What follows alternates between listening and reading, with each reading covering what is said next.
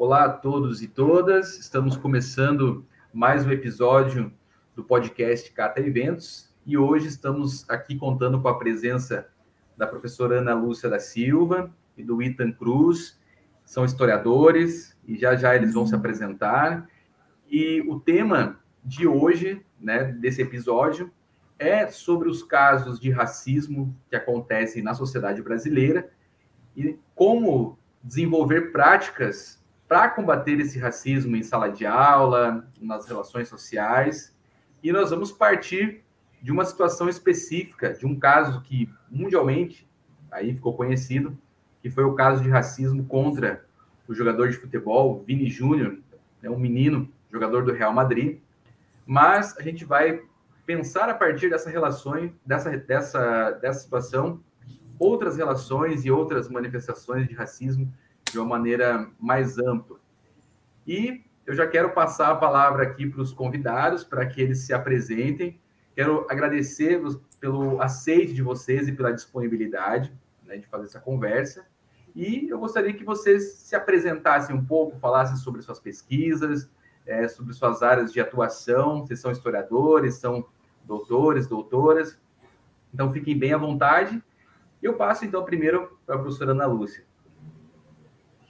Saudações, eu sou Ana Lúcia da Silva. No Instagram, vocês me acompanham nas redes sociais, é analu.historiadora. Minha formação acadêmica é graduação em História pela Universidade Estadual de Maringá, mestrado em História, UEM-UEL, era do campus da UEM, de Maringá. O meu doutorado em Educação, eu concluí em 2018, na linha de pesquisa Ensino, Aprendizagem e Formação de Professores, e eu busquei pensar a cultura popular negra, os sambas enredos, no ensino da história da África, da cultura afro-brasileira, repensando a história do povo negro, das mulheres negras no Brasil. No meu segundo doutorado em História, na linha de História Política, defendido agora em janeiro de 2023, pelo programa de pós-graduação da UEM, na linha de História Política, eu busquei dar visibilidade aos abolicionistas negros na história do Brasil imperial. Como que hoje a gente pode repensar a história política numa perspectiva da educação antirracista, a partir da Lei 10.639, de 2003, que tornou obrigatório o estudo da história africana, cultura afro-brasileira, e 11.645, o estudo da história africana, afro-brasileira e indígena. O meu foco de análise foi estudar como que se dá a formação da opinião pública a partir de audiovisuais disponíveis no YouTube, do projeto pedagógico A Cor da Cultura, programa Heróis de Todo Mundo. Então, eu analisei como que personalidades negras foram apresentadas as suas biografias em audiovisuais e quais abolicionistas negros. Maria Firmina dos Reis, Chiquinha Gonzaga, Dragão do Mar, Luiz Gama e José do Patrocínio. Como que hoje nós podemos pensar e repensar a história do Brasil a partir desses audiovisuais em tempos de globalização, das tecnologias digitais, e pensar o diálogo raça, gênero e classe. Como que o racismo, o machismo se constituíram na sociedade brasileira como heranças de um colonialismo e de práticas de opressão. Obrigado, Ana Lúcia. Ethan, você está com a palavra. Bem-vindo. Obrigado, William, pelo convite. Olá a todas e todos. Eu me chamo Ethan Cruz. Sou bacharel interdisciplinar na área de Humanidades pela Universidade Federal da Bahia. Bacharel e licenciado em História também pela UFBA. Mestre em História pela Universidade Federal Fluminense e doutor em História pela UFBA. No mestrado, desenvolvi uma pesquisa que virou livro depois. O livro se chama Jogo de Damas, Amanda Paranaguá, Memória, Baianismo e Poder na Corte do Brasil e Além, de 1849 a 1931. Pesquisa na qual fiz um estudo de trajetória de uma mulher chamada Amanda Paranaguá, que dá nome ao livro, obviamente, e que era uma mulher de cor, e mostrando como ela, como em sua trajetória, ela pôde se envolver nos ciclos intelectuais, culturais e políticos da corte, tendo nascido aqui na Bahia e se mudado com sua família ainda pequena para a corte, e lá atuado junto a políticos da cena nacional, né? Inclusive chegando a ser dama de companhia da Princesa Isabel e encampando a campanha abolicionista com Machado de Assis, o André Rebouças, de quem era muito amiga, e essa mulher se casou com um homem de cor também, então era um casal de cor fazendo política na corte do Império. E agora, no doutorado que defendi em novembro de 2022, investiguei como os homens baianos influíram na política nacional, principalmente na última década do Império e da escravidão, e tentaram estender a existência da escravidão o máximo possível, ao passo que transformaram a população negra num perfil de suspeição para a polícia, prejudicando, inclusive, as experiências de liberdade das pessoas negras livres e libertas. Então, basicamente, é isso. Maravilha. São pessoas aqui pesquisadoras da área, né? Então estamos, né, aqui entre colegas historiadores que pesquisam, né, movimentos negros, enfim, todas essas relações muito importantes para pensar a sociedade brasileira hoje, tá? E para a gente começar efetivamente, né, a nossa conversa sobre o tema de hoje, eu queria, Ethan, que você comentasse para a gente, né, o Ethan escreveu recentemente uma coluna no UOL sobre o caso envolvendo o racismo na Espanha, né, com o jogador Vini Júnior, né, jogador do Real Madrid, numa partida de futebol, estádio lotado. Ele já vinha sofrendo vários, né, atos aí de preconceitos, todo tipo de preconceito. É um menino, né, 21, 22 anos ele tem. E isso acabou despertando a atenção da imprensa de maneira geral, né, com a última situação que ele vivenciou, mas era uma situação que já vinha ocorrendo em outros momentos.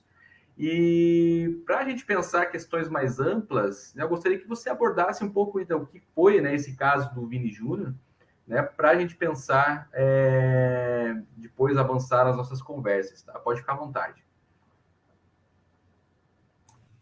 Então, o caso do Vini Júnior foi, na verdade, uma soma de fatores ali, né? Eu faço parte da coluna Presença Histórica no UOL e divido com outras colegas que compõem a rede de historiadoras negras e historiadores negros.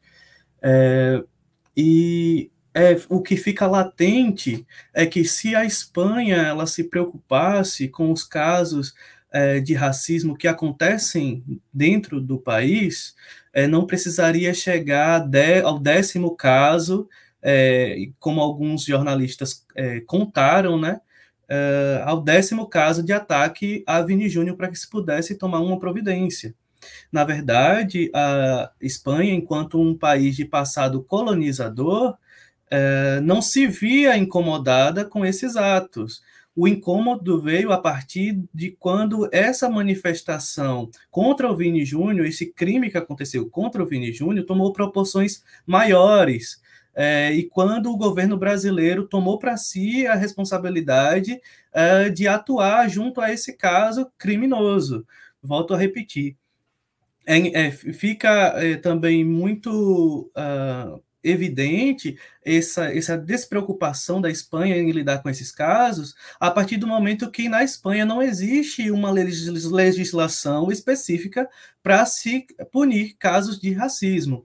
Então, a Espanha ela precisa, e outros países de passado colonizador, precisam urgentemente tomar parte num debate maior que engloba, inclusive, os paradigmas de civilidade nesse mundo do século XXI.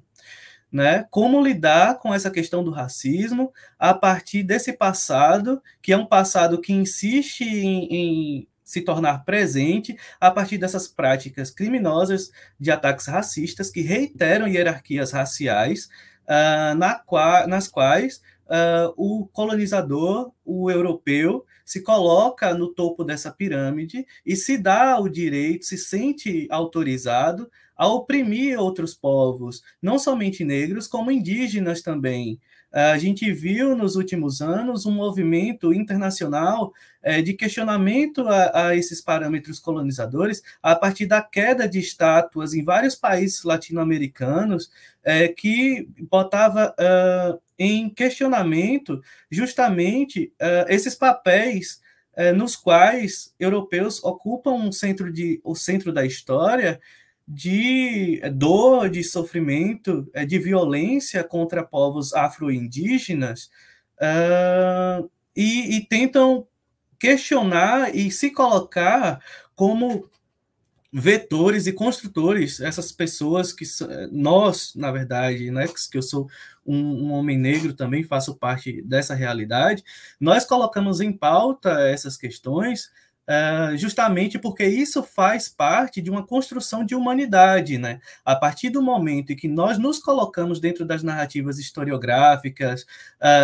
dos acontecimentos históricos, e nós narramos a partir desse lugar, nos dando centralidade, a gente está reivindicando e a gente está consolidando uma humanidade que é historicamente negada a gente. E o capítulo de ataque violento contra Vini Júnior demonstra justamente isso, esse racismo que ele se reinventa, ele se reedita em diversas realidades ao longo da história e está ali para negar a humanidade das pessoas negras, das pessoas indígenas. Muito interessante essa tua abordagem, e assim, eu percebo, e aí depois, até a professora Ana Lúcia pode ficar à vontade também para comentar aspectos desse caso, eu só vou fazer um comentário, assim, de maneira geral. A gente percebe que, obviamente, que esse foi um dos casos que repercutiu na mídia de maneira geral, né, um caso, assim, internacional, mas a gente percebe, assim, no Brasil, que manifestações racistas e, enfim, práticas racistas acontecem, né, há muito tempo, acontecem na mídia, mas eu tenho percebido que isso aumentou, né, ganhou uma maior repercussão, esses casos aumentaram, né, principalmente nos últimos 4 anos, né, e no momento em que você pega youtubers, você pega pessoas que produzem conteúdos para plataformas digitais, né, em nome de uma liberdade de expressão, elas vêm fazer aí essas manifestações e entendem que ter uma opinião racista ou produzir uma ofensa, isso seria legítimo em nome de uma liberdade de expressão. Então, isso é muito preocupante, né? Muito preocupante porque são questões que acontecem, né, de maneira geral, e elas estão presentes nessas mídias, né? E é uma coisa que a gente precisa estar atento e precisa estar sempre combatendo, né? Essa falsa liberdade de expressão que causa essas ondas, né, das pessoas falarem, né, e cometerem esse tipo de crime. Eu passo, Ana Lúcia, para você, né? De repente você quer comentar alguma coisa sobre esse caso. Bom, o caso do Vinícius Júnior nos faz pensar que a luta antirracista é uma questão de direitos humanos na contemporaneidade, né? É um dos aspectos, se a gente pega a Declaração de Direitos Humanos de 1948, o artigo 2º se destaca: ninguém deve ser alvo de discriminação por questão de raça, cor, sexo, opinião política, questão geográfica. E o caso do Vinícius Júnior, embora a Espanha não tenha uma legislação específica para punir essas pessoas racistas, é importante pensar, nós estamos no século XXI, os países signatários da Declaração dos Direitos Humanos de 1948 devem repensar sua legislação nacional a ponto de evitar 2 questões importantes que a gente vê no caso do Vinícius Júnior: o racismo e a xenofobia, porque é uma aversão a esse homem negro, é um homem negro brasileiro latino-americano em solo europeu. E aí nós vemos que nas últimas décadas, principalmente como o William ressaltou, nos últimos 4 anos, a ascensão cada vez maior do discurso da extrema-direita. O diferente, negros, mulheres, homossexuais, a população LGBT, QIA+, ou seja, grupos que historicamente, e as populações indígenas, que foram invisibilizadas se a gente for dialogar aí com a historiografia tradicional, né? A história era a história das instituições, de quem governava, geralmente homens brancos, héteros, ancorados numa família patriarcal, num paradigma ocidental e eurocêntrico, e católico, né, cristão católico. Pensar o caso do Vinícius Júnior significa que todos os países que pensam nessa história humana, que tenha uma legislação que combata racismo, que combata a xenofobia, porque eu sempre falo para os nossos alunos aqui na Unifal, aqui eu leciono a disciplina Educação e Relações Étnico-Raciais. Eu tenho os cursos de Física, Matemática, Ciências Sociais, Ciências Biológicas, Geografia e Pedagogia. Então, é um diálogo na formação docente. E é importante a gente perceber que as futuras gerações, e essa geração nossa, que nós temos na escola, na universidade, nem sempre foi educada para respeitar o diferente. E essa é uma grande questão. Uma das cenas que me chamou assim, e eu problematizei isso em sala de aula com os nossos alunos, foi um dos casos de racismo em relação ao Vinícius Júnior, que eles pegam um boneco preto, uma corda, e passa no pescoço desse boneco que fez a representação desse jogador nosso, o Vinícius Júnior. Gente, para quem estuda a história estadunidense, a história americana, os linchamentos que a Ku Klux Klan fazia desde o século XIX, quando teve lá a Guerra Civil, durante 1865 teve a aprovação da 13ª emenda, e aí concedeu-se a liberdade, principalmente aos negros, que boa parte viviam ali no sul e ainda viviam num sistema de escravização. Então surgiram organizações com discurso eugênico de extermínio da população negra. Uma dessas organizações, a Ku Klux Klan, que segue ao século XX, que teve uma ampliação de pessoas se filiando à Ku Klux Klan durante o governo de Donald Trump, um governo com um discurso extremista, racista, e pregando essa ideia do extermínio. Então, é importante a gente ver, aquela imagem não foi um simples boneco, fazendo a representação. Ali, eu até problematizei com os nossos alunos, foi uma promessa de assassinato de um homem negro que se destaca no campo e que, historicamente, as pessoas não estão educadas para ver negros de sucesso, e muito menos mulheres negras de sucesso. Então, incomoda essa branquitude, se a gente for dialogar com a Cida Bento, a presença negra de destaque, como Vinícius Júnior no futebol, em outras áreas da vida social, e aí a gente observa como tem crescido os discursos de ódio. E são discursos ancorados num conceito de eugenia, dessa branquitude, desses grupos de extrema-direita, que se sentiram à vontade, por exemplo, no Brasil, principalmente nos últimos 4 anos, de falar que ser racista é ter opinião. Não, isso não é opinião, isso é crime, né?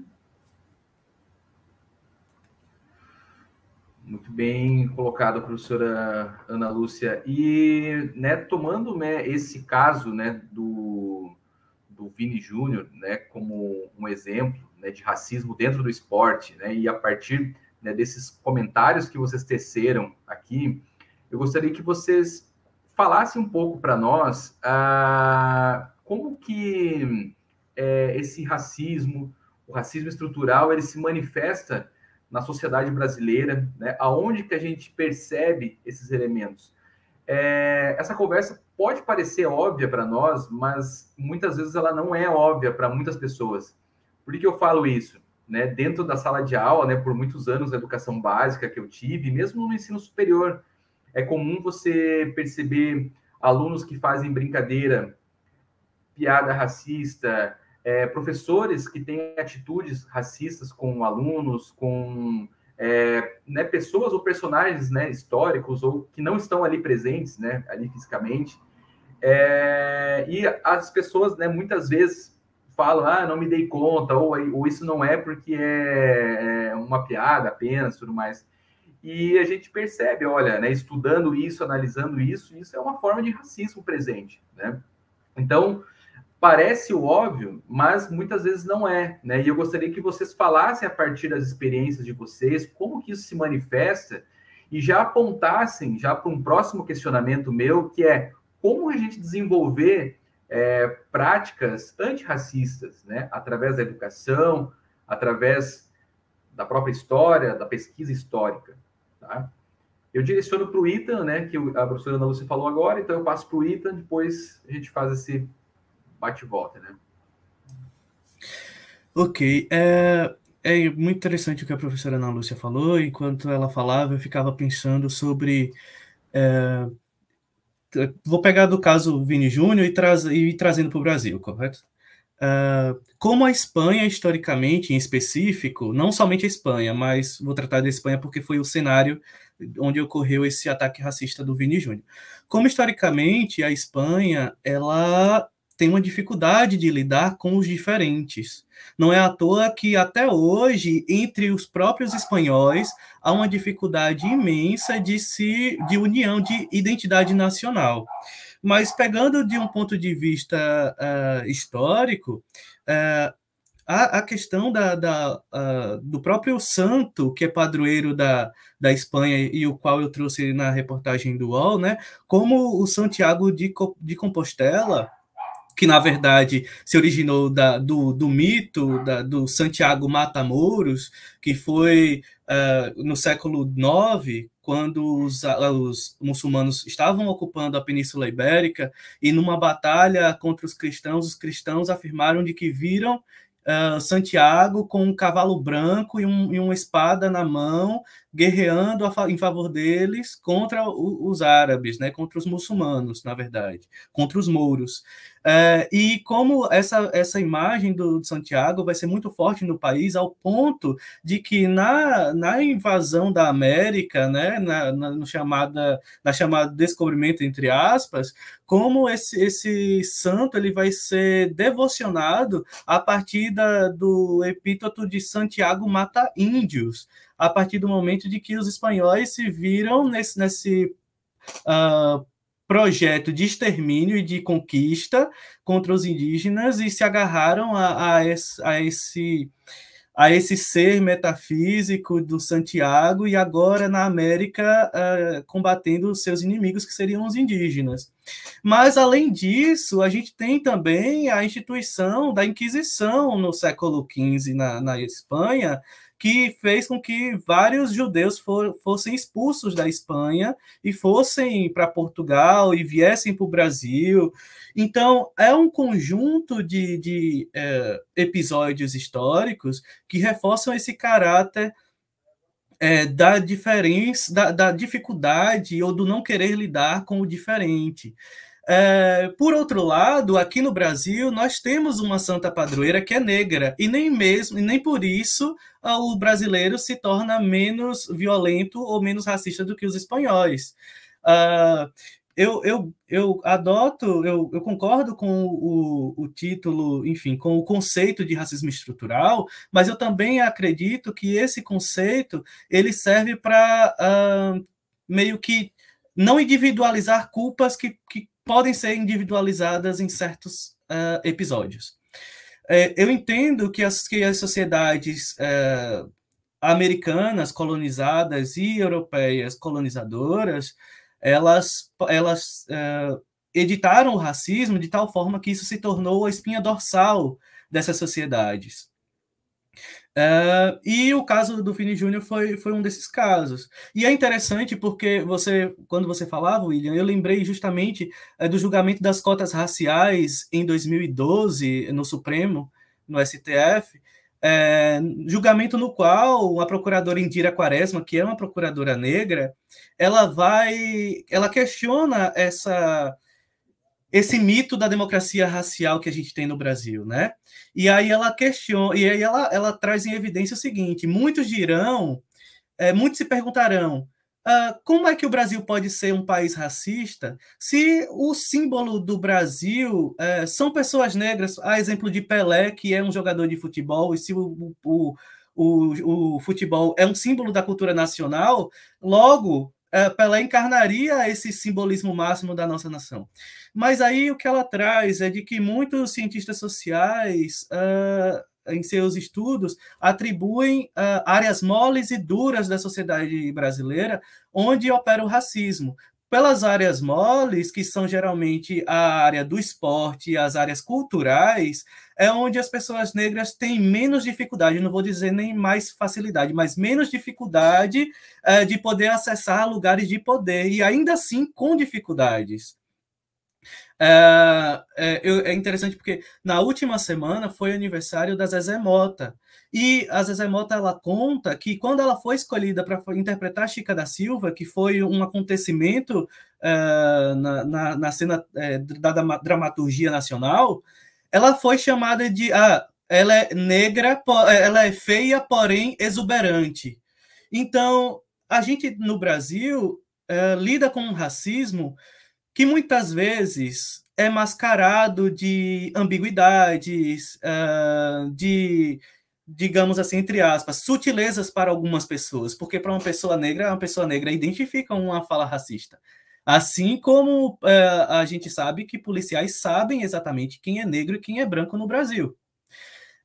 Então, é interessante porque o Brasil, desde o século XIX, criou esse mito fundador, ao qual muitas pessoas ainda se sentem... pelo qual muitas pessoas ainda constroem seus argumentos contra o racismo, que é justamente essa democracia racial, né? No século XIX, já se construíam narrativas de que o Brasil seria a junção de 3 rios, o Rio Branco, o Rio Negro e o Rio Vermelho, né? Dizendo desse encontro que seria um encontro harmonioso entre raças, que formariam esse país e que colocaria esse país sob a autoridade de um monarca, que é o Dom Pedro II, e essas narrativas elas foram endossadas pelo Instituto Histórico e Geográfico Brasileiro, que foi até a década de 1930 o principal centro de produção de material historiográfico que nós tivemos. Então, e aí a gente tem essa história ainda endossada na década de 30, com Casagrande e Senzala, do Gilberto Freire, que vai ganhar uma proporção imensa de adeptos, de simpatizantes, e que o tempo todo a população está dizendo: olha, gente, olha onde nós estamos, olha como nós vivemos, olha pelo que nós passamos. E um exemplo muito latente disso são os quilombos, são as irmandades, são a Frente Negra, por exemplo, que já gritava no início lá do século XX esse racismo que é latente, que reposiciona pessoas no nosso país a partir da cor da pele, né? Então, é muito difícil lutar contra o racismo no Brasil por conta dessa... Como é que eu posso dizer? Desse jogo, né? Diziam-se o seguinte, de que todo mundo conhecia uma pessoa racista, mas ninguém se assumia como um racista, né? Então, é muito complicado você jogar esse jogo no qual você não dá de frente com as pessoas que assumem essa posição, apesar de que, como você bem falou, William, nesses últimos 4 anos, muitas pessoas se sentiram autorizadas a expressar o que realmente sentem, né? E o que realmente sentem são pensamentos criminosos que desembocam e desembocaram muitas vezes em práticas criminosas. Então, é importante compreender esse jogo muito difícil que nós travamos aqui no Brasil. Isso mesmo, Eitan. Ana Lúcia? E aí, para a gente começar essa discussão, principalmente em sala de aula, eu sempre faço um questionamento às estudantes. Quantos professores negros vocês tiveram na sua trajetória escolar? Na escola, na universidade? Quantas professoras negras? Quantos professores indígenas? Mulheres indígenas? Porque a gente precisa discutir racismo, mas a gente também precisa discutir outras formas de opressão, porque não dá para você só fazer uma luta antirracista e ser machista, ou você fazer uma luta antirracista, contra o machismo, e não pensar a luta anticlassista. Então, nessa perspectiva de uma educação antirracista, feminista e em direitos humanos, pensando essa formação humana docente, eu gosto de levar para a sala de aula música, e aí eu levo propostas da cultura popular, rap, samba. Nesses dias a gente estava fazendo uma avaliação e a gente tinha trabalhado o texto da Sueli Carneiro, Abdias Nascimento, Lélia Gonzalez, tinha visto a entrevista da Sueli Carneiro com o Mano Brown, o podcast Mano a Mano, e lá pelas tantas, uma aluna olhou para mim e falou assim: mas professora, a gente está fazendo aqui o texto, a Sueli Carneiro pode citar, né? Mas pode citar o podcast do Mano Brown? Eu falei, sim. Então não são só os autores dos textos? Falei, não, gente, todos os agentes sociais, os movimentos sociais, da arte, a gente pensar no artivismo, produzem conhecimentos. Então, são outras epistemologias que os nossos alunos e alunas, às vezes, não estão acostumados a dialogar na academia. Então, nós precisamos pensar um trabalho com outras epistemologias negras, indígenas, afro-brasileiras, lermos mulheres desse sul global, africanas, indígenas, negras, afro-americanas, orientais, para a gente entender que não foi somente homens brancos, a cultura europeia, que produziu ou produz conhecimento nesse mundo. Né, que há outras possibilidades de pensar a cultura, que há outras possibilidades de a gente pensar a história, e não é uma invenção, que às vezes eles falam, mas é por conta da lei. Aí, às vezes, eu pego um samba que foi composto antes de 2003. Vamos pensar o ano 2000. O ano 2000 no Brasil, durante o governo do presidente Fernando Henrique Cardoso, teve a celebração dos 500 anos da colonização do Brasil. E que negros tinha a celebrar com 500 anos do Brasil? O que os povos originários tinham a celebrar nesses 500 anos do Brasil? E para quem é um pouco desse período dos anos 2000, ou também se não for, vai lá no YouTube, fica tudo disponível, tinha contagem regressiva, lembram? Dos relógios nas principais capitais, faltam tantos dias, 300 dias, 299 dias para os 500 anos do Brasil. Quando a gente lê Ideias para Adiar o Fim do Mundo, do Ailton Krenak, ele ressalta que no ano 2000 ele foi convidado para ir a Portugal e ele disse não. E foi convidado para a celebração dos 500 anos do Brasil. E ele ressalta nessa publicação dele, Ideias para Adiar o Fim do Mundo, o que os povos indígenas teriam a celebrar se os europeus vieram e invadiram seu lugar nesse mundo, né? As terras, estupraram muitas mulheres indígenas, posteriormente escravizaram as africanas e africanos, estupraram muitas mulheres negras, e essa miscigenação a gente não pode ver como algo harmonioso, né? Então a gente precisa, na perspectiva aí da nova história, problematizar essas relações étnico-raciais construídas historicamente, porque até o século XIX, a diversidade étnico-racial brasileira e até as primeiras décadas do século XX, né? Os anos 20, os anos de 1930, como o Ita ressaltou, Gilberto Freire, Casagrande Senzala, havia aquela difusão de um discurso de cordialidade. Nós não somos cordiais, como o Ita ressaltou. A polícia sabe quem é o preto, quem é o pobre, quem é o periférico. A gente não vê a polícia entrando em condomínios fechados atirando, mas a favela entra. Na comunidade entra, na periferia. Então, são esses questionamentos que a gente tem que fazer os nossos estudantes perceberem. Então, além da gente descolonizar os nossos projetos políticos pedagógicos, dos cursos de graduação, os nossos programas de ensino com intelectuais negros, indígenas, mulheres do sul global, nós precisamos levar essa história-problema avante e perceber por que o Genivaldo, no ano passado, foi assassinado pela Polícia Federal como se fosse uma câmara de gás, aquela viatura, e não dialogar com a Segunda Guerra Mundial, e não dialogar com o nosso ex-presidente inelegível, que fazia motociata sem o capacete. A polícia não ia lá prendê-lo, não jogou na viatura, mas o Genivaldo, um homem negro, nordestino, com ainda uma receita de esquizofrenia, foi jogado. Então, nossos alunos precisam saber que determinados grupos sociais no Brasil, em pleno século XXI, têm determinados tipos de tratamento por agentes que representam instituições de poder, pagos com nossos impostos. E aí, a necropolítica, né, como a Shirley Mbembe ressalta, uma política de morte. Então, não dá para a gente falar de racismo sem falar de genocídio.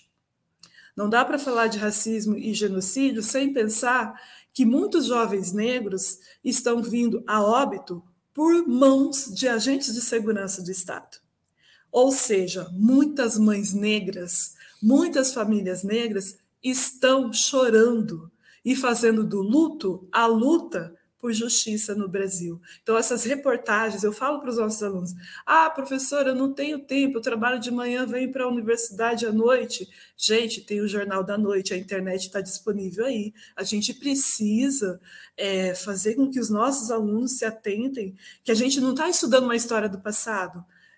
O passado colonial, o racismo é uma herança, é uma chaga aberta, que ela tem que ser falado, que tem que ser problematizado, assim como o machismo, a LGBTQIA+,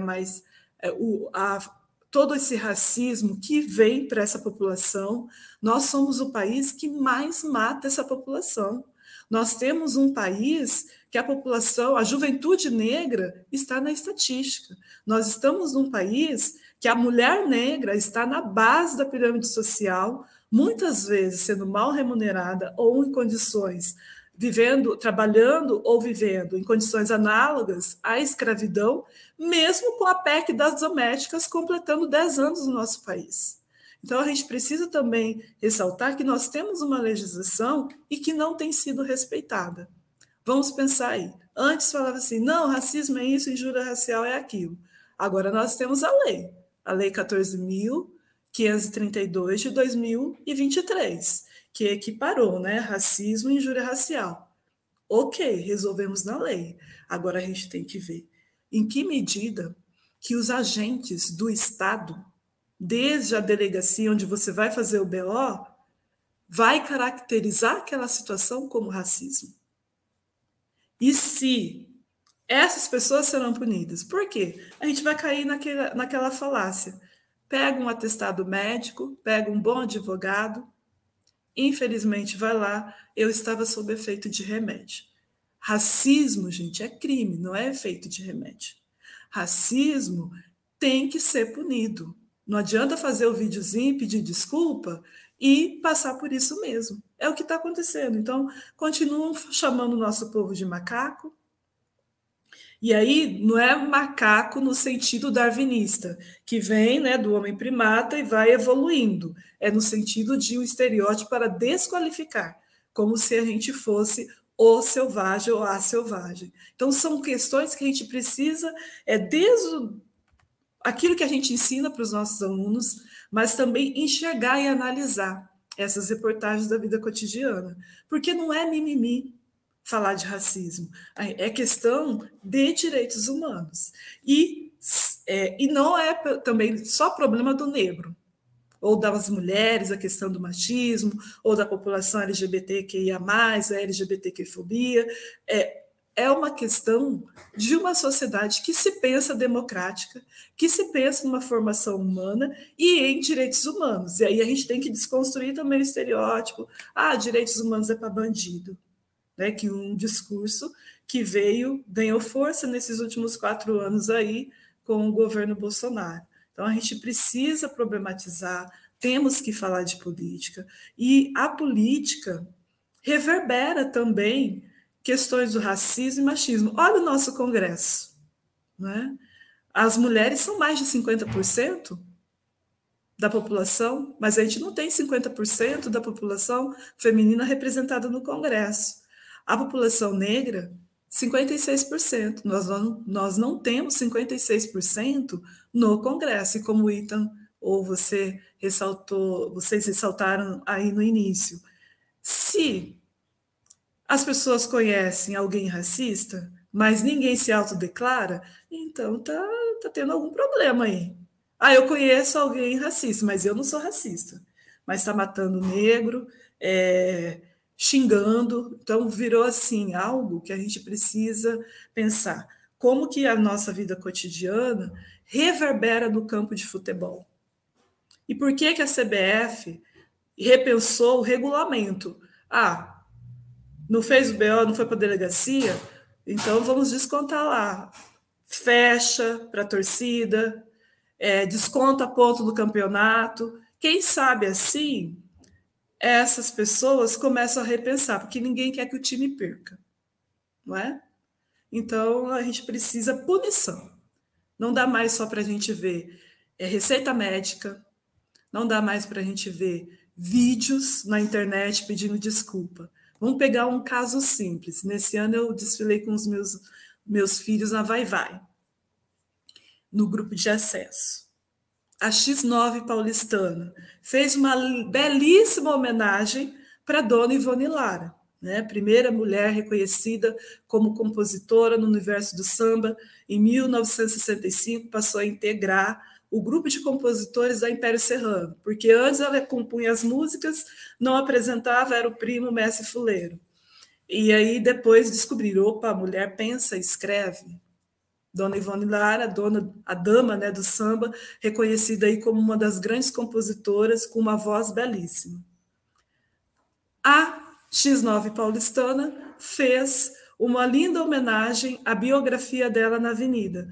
Porém, o espaço de poder do presidente da X9 paulistana, ele fez um discurso como se fosse um grito de guerra, antes de entrar na Avenida, no AMB, e destacou, levantem as mãos, punho cerrado. Quem visse poderia pensar, nossa, ele vai está contemplando a história de uma mulher negra, Dona Ivone Lara, ele vai falar da luta antirracista. E ele ressaltou que esse símbolo não era porra nenhuma. Espera aí. Isso foi gravado, está disponível no YouTube. Depois deu maior burburinho, o movimento negro, os coletivos negros paulistanos, de mulheres negras, as outras escolas, pressionaram a Liga Paulistana.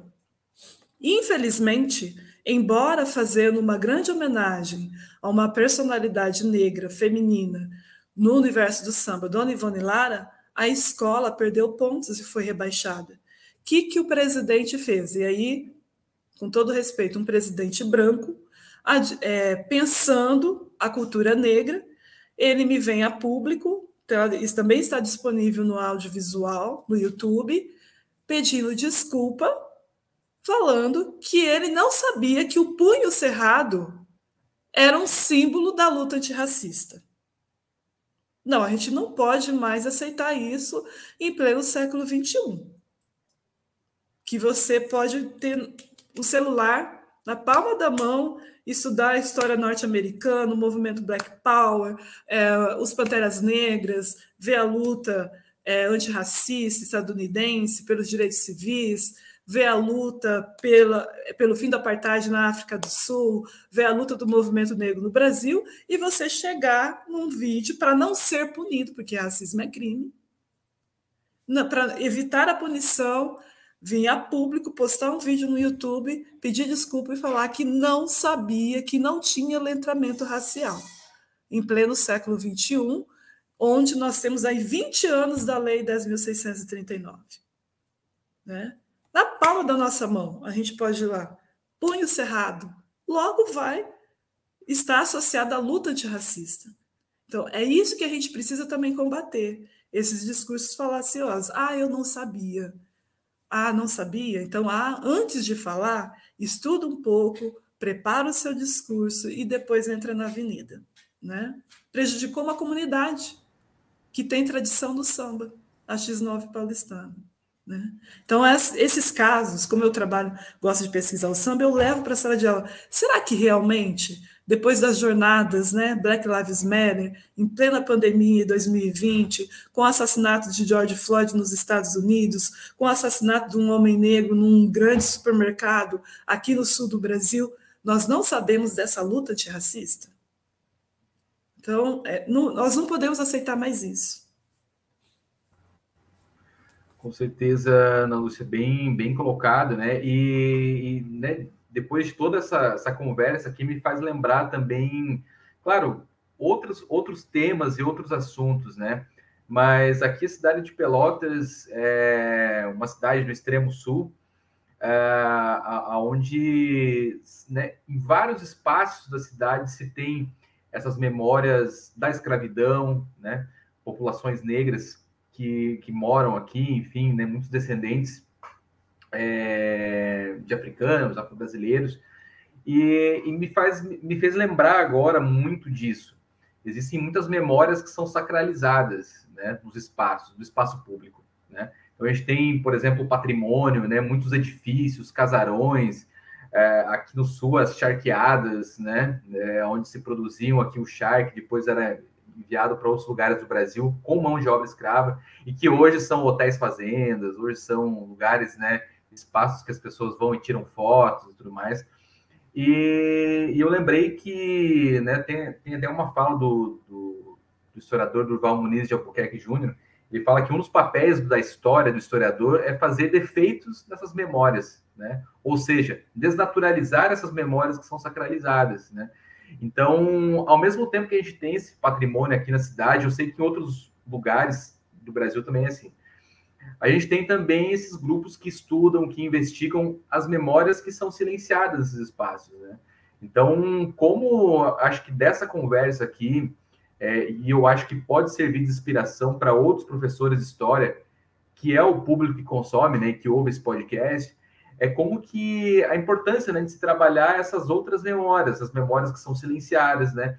Quais pessoas que habitaram, quais são as camadas de história que existem por onde hoje os alunos passam, né? Quer dizer, por esses edifícios, por essas praças públicas, né?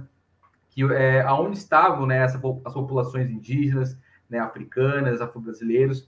Então, eu acho que é muito importante a gente pensar, né, também essas questões que foi levantado aqui no patrimônio, né, no espaço público. E para a gente ir encaminhando também, essa conversa está muito boa, né? Mas a gente precisa também dar um encaminhamento. Eu tenho mais uma pergunta para cada um de vocês também, mas eu queria já encaminhar para o Ethan. E aí o Ethan também pode fazer um comentário também sobre o que a gente falou, né? Fica bem à vontade. O Ethan tem, né, uma atuação, claro, como pesquisador, como historiador, né, na pesquisa científica, mas também tem essa experiência de escrita em espaços que são midiáticos, jornalísticos, né, como é o caso numa coluna do UOL. Então, eu queria que você comentasse um pouco para a gente, né, como é essa experiência, né, de você escrever para um público que não é de historiador, né, e, ao mesmo tempo, você é um alguém que influencia a opinião pública, de certo modo, porque esses jornais têm uma ampla repercussão, né? Como é essa experiência, né, para você, e como esses espaços podem contribuir também para o desenvolvimento dessas práticas, né, no caso do nosso tema antirracistas, né, mas também para levar esse conhecimento histórico para outros públicos, né? Eu já vi alguns textos seus que circularam, seus em conjuntos, né, com outros pesquisadores e pesquisadoras, né? Então, eu acho que sim, seria interessante você comentar essa experiência, porque é um espaço que nós, historiadores, né, intelectuais e professores, devemos ocupar, né? Então, eu queria que você comentasse para a gente um pouquinho sobre essa experiência sua. Então, é uma responsabilidade imensa, porque quando a gente está falando para fora da academia, a gente está falando para um público majoritariamente negro que coopera com seus impostos duramente pagos com o suor do seu trabalho para que a academia funcione e, no entanto, não podem gozar de estar numa sala de aula, num ensino superior, muitas vezes, né? Muitas vezes isso é interditado a essa população que faz parte da maior, a maior parte, né, da classe trabalhadora desse país. Então, é desafiador e é de muita responsabilidade, sabe? Como a Chimamanda Adichie ela fala sobre o perigo de ter uma única história sobre as coisas e principalmente sobre as pessoas, eu penso que ocupar esse espaço na mídia é justamente cooperar para que nós possamos ter outros referenciais de pessoas negras que não o da escravidão, que não o do sofrimento, que não do da violência, né?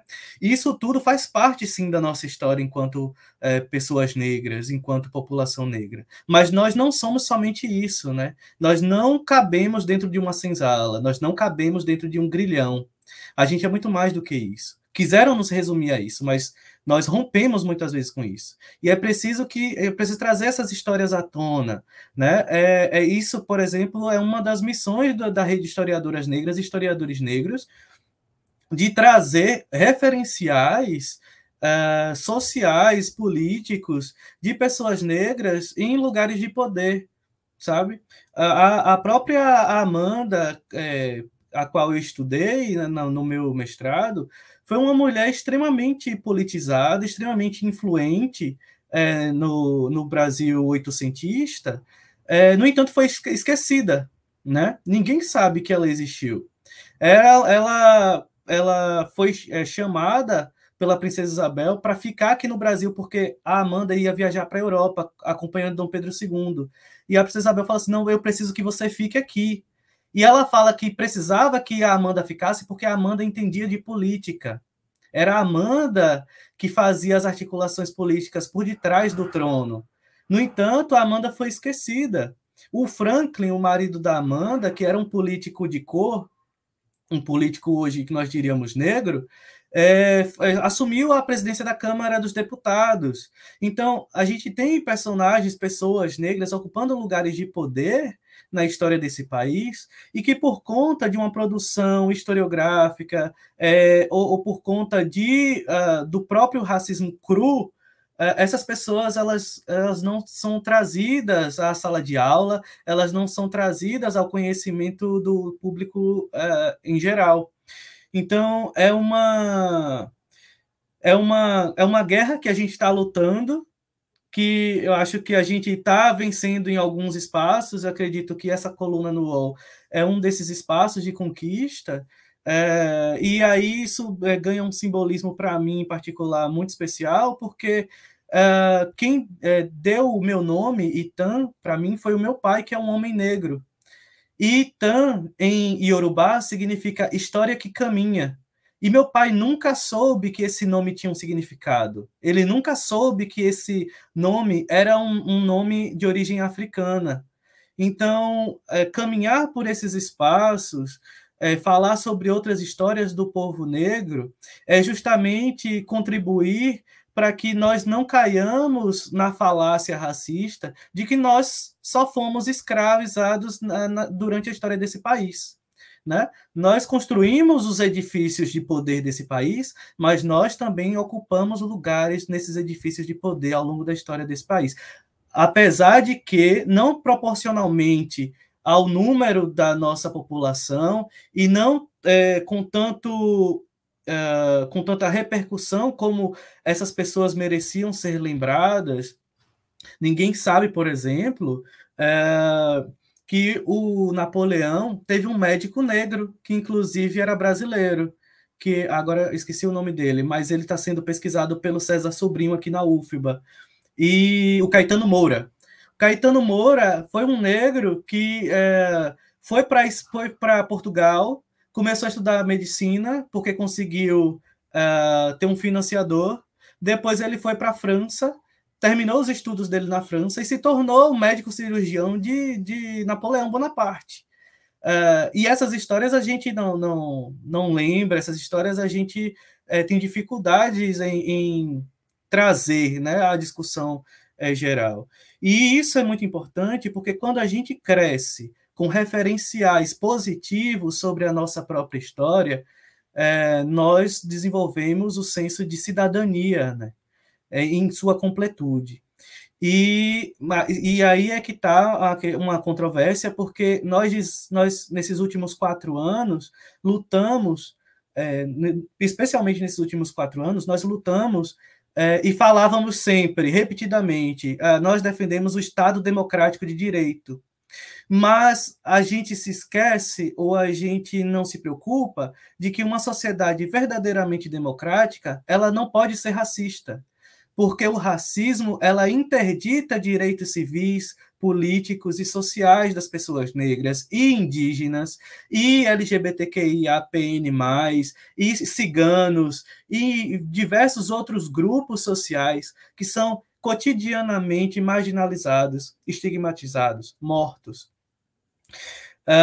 Então, a gente tem que se perguntar, né, que país democrático é esse que a gente procura e o que é que nós estamos fazendo para construir esse país. Como a professora Ana Lúcia bem falou, isso não é responsabilidade só das pessoas negras, isso não é responsabilidade só da população LGBTQIAPN+, ou ciganos, ou indígenas. Isso é um pacto civilizatório, isso faz parte de um pacto civilizatório. E todos têm a sua responsabilidade nisso. E é interessante quando a professora Ana Lúcia falava sobre o punho cerrado, eu me lembrava justamente da fotografia que tem aqueles 2 atletas com um punho cerrado na década de 80, nas Olimpíadas que aconteceram no México em 1968, né? Que foi o Tommy Smith e o John Carlos. E como o esporte não é uma manifestação de interação e de construção social apartado da sociedade. Ali no esporte, a gente tem o reflexo, ou pelo menos repercussões do que é a sociedade na qual aquele esporte está inserido, né? A gente teve o caso do Ângelo Assunção, que foi atacado de modo racista, dizendo que sua cor da pele se parecia com um saco de lixo, né? Então, essas questões, elas nos trazem para algo mais profundo, que é a questão da humanidade, né? A gente tem 2 guarda-chuvas fundamentais nessas discussões, que é a humanidade e a civilização. São 2 conceitos extremamente importantes, e a professora Ana Lúcia tocou muito bem na questão dos documentos internacionais sobre essa questão, que emergem só na década de 1940, no pós-guerra, e aí aqui é que está. Antes disso, isso não era importante? Quer dizer que isso só se tornou importante a partir de conflitos europeus, e só isso, é só por isso que esses documentos foram feitos? E antes? E quando os espanhóis debatiam no século XVI se indígenas tinham alma ou não tinham alma, para que eles pudessem ser ou não passíveis de escravização? Ali não era importante? Então, e aí sem correr o risco de anacronismo, porque a gente está falando sobre o senso de humanidade sobre povos. E se a gente conceber de que a gente só pode falar de direitos humanos no século XX, a gente corre o risco de naturalizar a escravidão. E isso é muito perigoso, sabe? Então, e ocupar espaços, fazer essa ponte entre a academia e o público amplo é extremamente importante, porque o público amplo no Brasil significa falar para pessoas majoritariamente negras, né? Então, isso aumenta a responsabilidade e tem sido assim, uma honra poder contribuir com um pouco nessa luta. Que bom, então é bem interessante mesmo esse trabalho, né? E também relembro, né, por exemplo, os podcasts, como o caso do podcast Cata Eventos, também tem uma finalidade parecida, né, que é levar essas discussões também para um público que não é só o acadêmico, mas também um público que são de professores já formados, que já há muito tempo não estão nas salas de aula, para professores são formados recentes, para historiadores, para, enfim, pessoas que gostam de ouvir sobre as temáticas, né? Então, um veículo como o podcast, né, como uma coluna no jornal, são espaços importantes para nós, né, professores, historiadores, estarmos também habitando, porque se a gente não ocupa esses espaços, outras pessoas, né, e outros profissionais vão ocupar, né? E para encaminhar a última questão, eu queria fazer para a professora Ana Lúcia. Ana, você tem, né, uma produção muito interessante, né, muito boa de artigos e livros, né, sobre várias temáticas que envolvem as relações étnico-raciais, né, e vários textos sobre epistemologias do Sul, estudos sobre decolonizar o ensino, o currículo, o ensino de história, sobre o movimento negro. E eu queria pedir para que você falasse um pouquinho para a gente, dentro dessas discussões, né, quais leituras, né, quais indicações, quais caminhos você indicaria para os professores que ou já trabalham ou ainda não trabalharam nessa perspectiva ou não são muito, né, não possuem muita afinidade com esses debates? Que leituras seriam interessantes, que abordagens seriam interessantes para pensar novas práticas de ensino, né, no combate ao racismo, né, por uma luta antirracista, né, diante disso tudo que a gente falou aqui. Bom, eu vou começar então da academia, da formação docente, pensando no ensino de história, para a escola. Eu acredito que o nosso programa de ensino, como a Sueli Carneiro já ressaltava e ressalta em relação ao movimento feminista, que precisa enegrecer, a gente também precisa enegrecer, empretecer os nossos projetos político-pedagógicos, programas de ensino e os planejamentos escolares. Como? Trazer para o diálogo. Nós temos aí os historiadores clássicos para pensar a historiografia tradicional, mas a gente precisa dialogar com outros autores e autoras. Então, eu tenho trabalhado muito com textos da Nilma Lino Gomes, o Movimento Negro Educador, que é resultado do pós-doutorado dela, publicado na forma de livro em 2017, os estudos de Abdias do Nascimento, o genocídio do negro brasileiro, para pensar as políticas de branqueamento no Brasil e entender que, historicamente, o Estado brasileiro teve políticas para embranquecer a população negra e eliminá-la, que não se pensou a diversidade como de políticas públicas de inclusão do povo negro ou das mulheres negras. Dialogando com os estudos de Abdias do Nascimento, Lélia Gonzalez.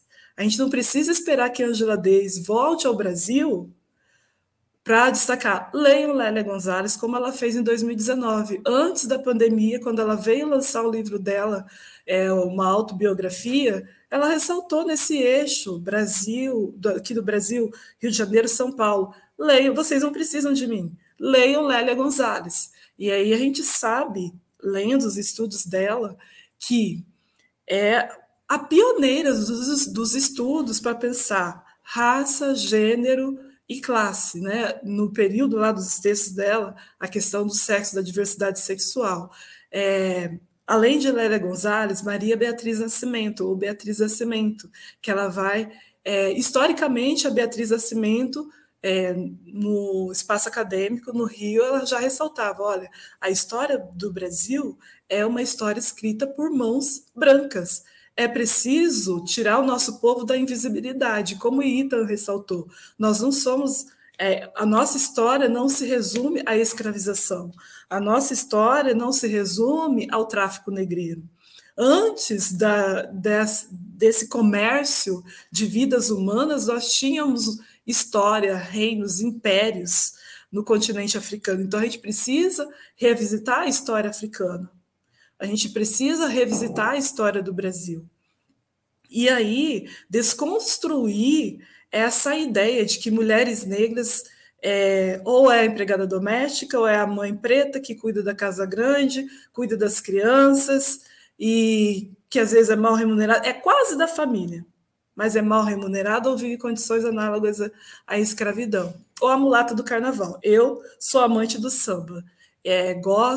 Quando eu falo isso para os estudantes na academia, eles falam assim, nossa, professor, então a gente vai ouvir um samba todo dia. Falo, primeiro a gente vai trabalhar as epistemologias negras e indígenas. Depois eu vou ir trabalhando. Ao mesmo tempo que eu trabalho o texto, eu gosto de postar um audiovisual, porque eu quero que eles conheçam quem é Nilma Lino Gomes, quem foi Abdias Nascimento, e que eles vejam a cor mesmo dessas pessoas, a formação acadêmica, e entendam que antes das cotas raciais era difícil. Imagine o que eles fizeram para chegar à academia, para pautar questões no Congresso, políticas públicas, né? Além da Maria Beatriz Nascimento, se a gente for pensar na literatura negra, e aí dialogando com o Ita, ele estudou a Amanda, eu estudei muitos escritos da Maria Firmina dos Reis, uma das abolicionistas negros aí que eu estudei. E aí é interessante, a gente fala do 13 de maio, já vem à mente para os alunos, a Princesa Isabel. Aí eu falo para eles, vocês sabiam que 29 anos antes da assinatura da Lei Áurea, teve uma mulher que publicou um romance, Úrsula, em 1859, e defendeu o fim da escravização negra no Brasil, ressaltou a desumanidade que era isso com o nosso povo? E eles às vezes até acham que a gente está inventando, né, Ita?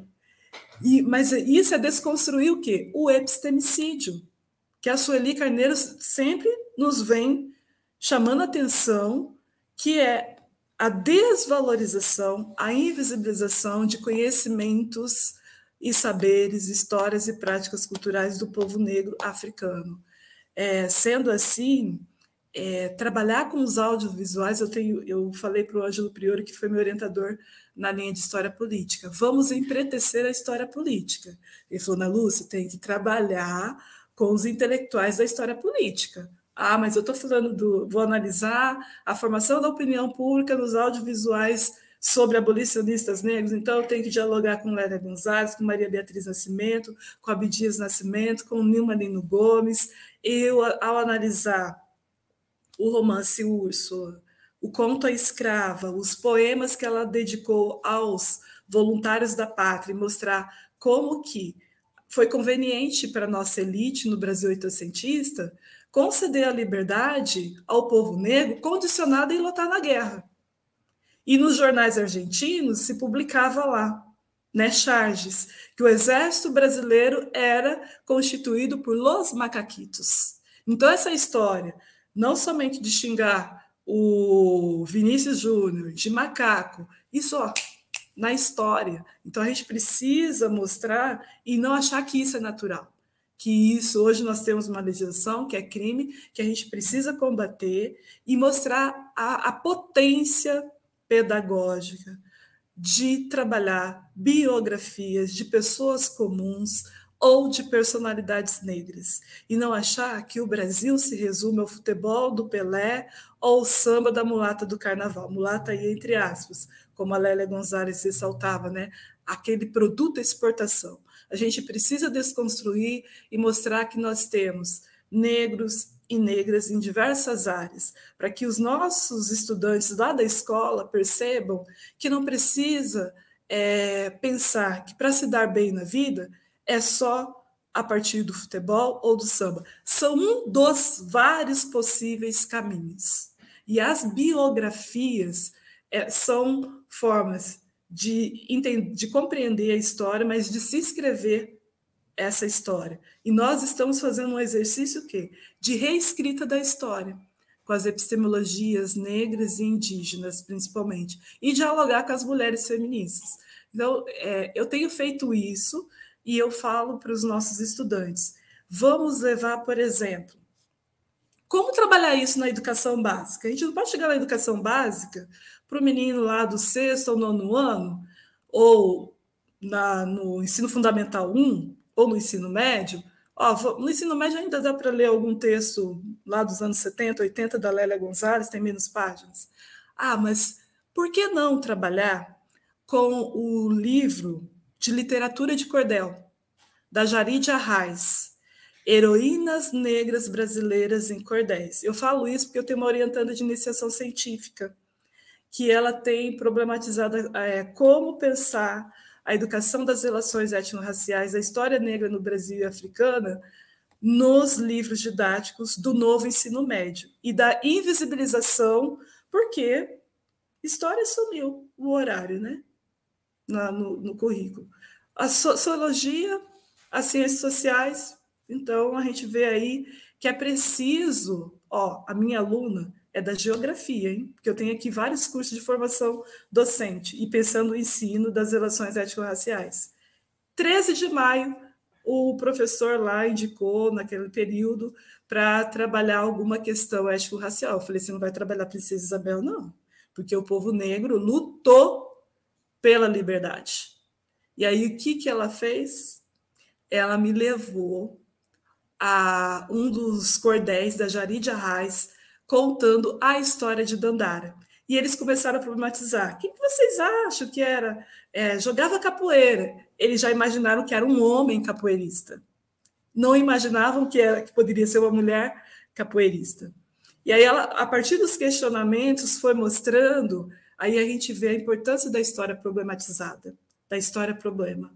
Porque a gente precisa levar novos conteúdos, mas como que se narra essa história? Como que se ensina essa história para os nossos estudantes? Então, eu proponho literatura de cordel, os cordéis de Jarid Arraes. Há outros, mas eu vou falar daquilo que eu conheço, que eu tenho trabalhado. E aí ela trabalha a questão de raça e gênero, né? As mulheres negras na história do Brasil. Maria Firmina, Dandara, Carolina Maria de Jesus e tantas outras.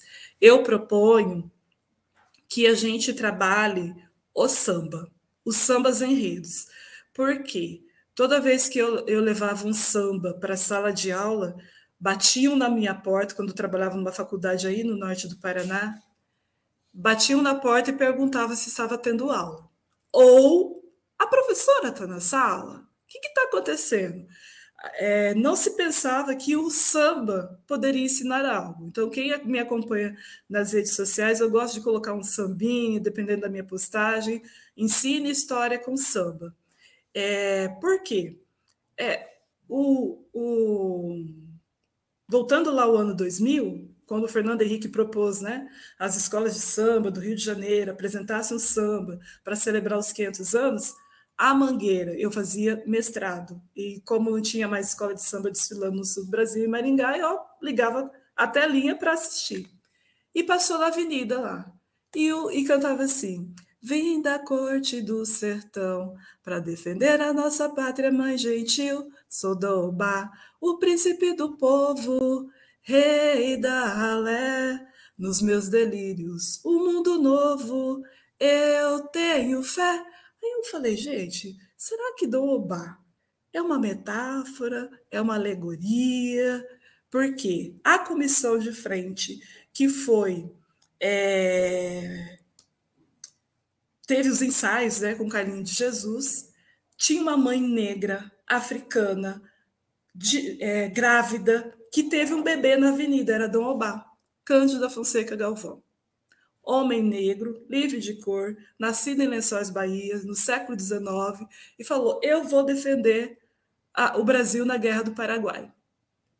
Só que ele se alistou, ele já era livre. Ele foi, se alistou, voltou, ferido, e começou a escrever cartas para Dom Pedro. Ó, eu fui defender a pátria, eu quero meu reconhecimento, eu quero o meu pecúlio. Foi condecorado por Dom Pedro II e escrevia nos jornais cariocas. Por que ele era visto como amalucado?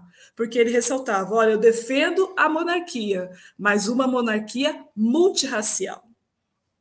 E aí eu fiz história, estudei a Guerra do Paraguai, eu sabia quem foi Duque de Caxias, Conde de Eu, mas eu não sabia a história de Dom Albar. Eu aprendi com quem? Com o Samba da Mangueira. Aí eu fui pesquisar. Opa, espera aí, será que esse cara mesmo existiu? Eu encontro o livro do Eduardo Silva, uma biografia desse homem negro, que é resultado da tese de doutorado dele, e aí é importante que as nossas teses sejam levadas em textos jornalísticos, como o ITA apresenta, nos podcasts, que a gente popularize o conhecimento científico produzido na academia. Porque tem professores que se formaram antes da Lei 10.639, e tem professores que se formaram após, mas não tiveram de forma efetiva, um ensino de história da África, cultura afro-brasileira, indígena e das relações étnico-raciais. Então, ensine história com samba. E pensando aí o resultado da pesquisa do doutorado em História Política, audiovisuais. Eu acho fascinante como nós, professores, podemos formar a opinião pública analisando textos jornalísticos e audiovisuais, podcasts, vídeos de divulgação científica disponíveis no YouTube, em outras plataformas digitais, porque o nosso aluno, ele tem acesso a isso. E é preciso fazer um exercício crítico, um letramento racial crítico daquilo que se apresenta. Nesses dias eu recebi um vídeo destacando que o Nelson Mandela era comunista, postado no TikTok, e assim, urgente. Aí a aluna pediu para mim, isso é real. Sabe como é que eu contei essa história para eles? Com o samba da Porto da Pedra, que rendeu homenagem, há anos atrás, para Nelson Mandela. Falei, gente, o homem foi prêmio Nobel da Paz. Ele ficou 27 anos preso. Com o Congresso Nacional Africano, ele lutou contra o apartheid. Quiseram dar liberdade para ele e ele não quis ser libertado enquanto não terminasse o apartheid de todo o povo. E ressaltava, a luta é minha vida. Aí, mas professora, CNA, eles falando, é Partido Comunista Nacional Africano. Não, gente. Congresso Nacional Africano. Era uma organização negra que lutou contra o apartheid, muitos foram presos, e aí a gente precisa o quê? Desconstruir as fake news que se pensam históricas no mundo contemporâneo. É isso. Se tiver oportunidade, eu quero falar um pouquinho aqui do meu livro. Deixa eu ver aqui como é que fica certo para cá. Dá para ver. Ensino de História da África e Cultura Afro-Brasileira. Estudos culturais e sambas enredos, pela editora Apres, que é resultado da minha pesquisa de doutorado defendida em 2018. 2019 teve o lançamento no Festival Afro-Brasileiro em Maringá. 2019 também fui celebrar com o povo do samba carioca, com a Mangueira, o fim do meu doutorado, e eu achava assim, eu pesquisei, vou lá, agradeço, não volto mais. Gente, não tem como não voltar. O samba entra na gente e fica, e eu acho muito bonito quando um aluno vai fazer estágio supervisionado e vai pensar o plano de estágio, né, fazer o planejamento, o plano de aula. Eu encontrei um samba aqui que dá para eu falar das mulheres na história do Brasil e falar da Carolina Maria de Jesus. Então, pega o samba enredo da Colorado do Brás de São Paulo. Eu acho que é isso, as pessoas entenderem que a história não está apenas na escola ou na academia, está em outros espaços da vida social. Só que a gente tem que educar o nosso olhar para o letramento racial. A gente tem que educar o nosso olhar para entender que um samba é um recurso didático-pedagógico no ensino de história, um audiovisual, um podcast, um texto jornalístico, tudo isso são recursos para a gente repensar a nossa história, reescrevê-la, né? Uma reescrita. E aí eu penso nas escrevivências, né? Escrita e vivência. É isso, obrigada. Muito bom, muito boa essa conversa. Gente, quero agradecer muito vocês, a disponibilidade, Ita, Ana Lúcia, né, por fazer essa conversa. Eu acho que foi assim, maravilhoso. Eu acho que né, rendeu muito a conversa, né, partindo da temática central. E eu acho que teria muito tema para a gente falar, muita questão a ser abordada. Né? Eu só tenho a agradecer vocês mesmo. Eu acho que vai ser um episódio muito bacana de se ouvir e de divulgar ele depois. Tá? E eu quero retornar para vocês a palavra, né, para as considerações finais, e aí a gente vai encerrar aqui a nossa live. Tá? Eu passo para o Ethan e depois para a Ana Lúcia. Eu gostaria de agradecer, William, o convite, o espaço, que é justamente como a professora Ana Lúcia e você mesmo reafirmou, uma ponte, né, entre o que a gente faz na academia e o público mais amplo. Eu gostaria de...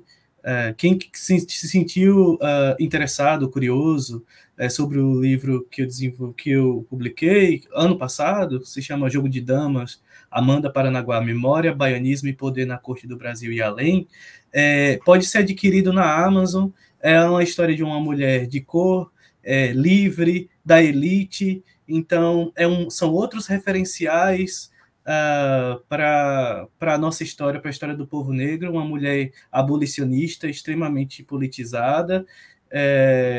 Então, é muito importante, encerro dizendo isso, é muito importante que nós tenhamos consciência de outros referenciais de história para o povo negro, né?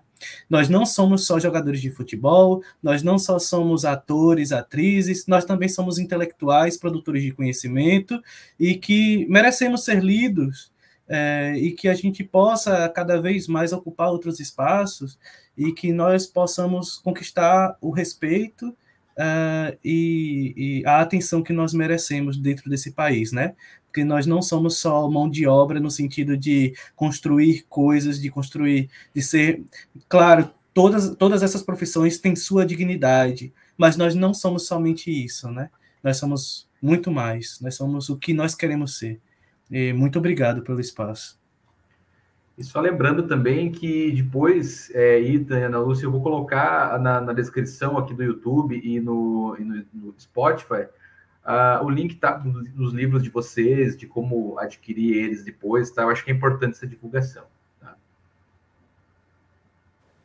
Bom, eu agradeço a oportunidade de dialogar com o Ethan, com o William, nesse momento.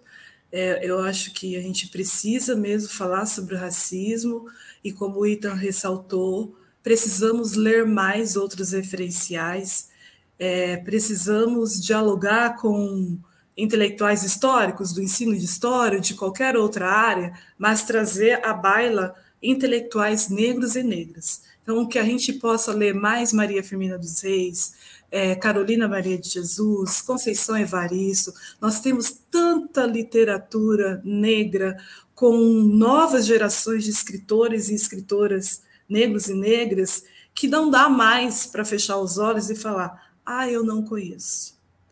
Nós precisamos buscar outros referenciais. E é importante, né? Nós vivemos uma sociedade capitalista, neoliberal, globalizada, mediada pelas tecnologias digitais. Nós temos acesso a isso, até em textos em PDF. Então, nós precisamos pesquisar, precisamos ler, ampliar os horizontes e ler outros intelectuais, entender que há uma intelectualidade negra, há uma intelectualidade indígena, há uma intelectualidade feminina, negra, indígena, ancorado numa diversidade étnico-racial e uma diversidade sexual nunca imaginada antes.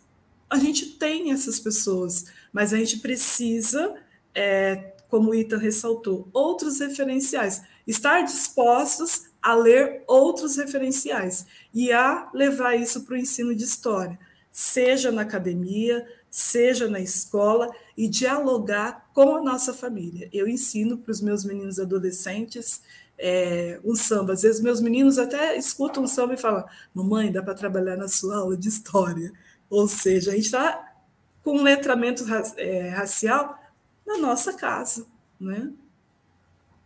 Muito obrigada. Com certeza, eu que agradeço. E nós vamos encerrar a nossa conversa aqui nesse momento.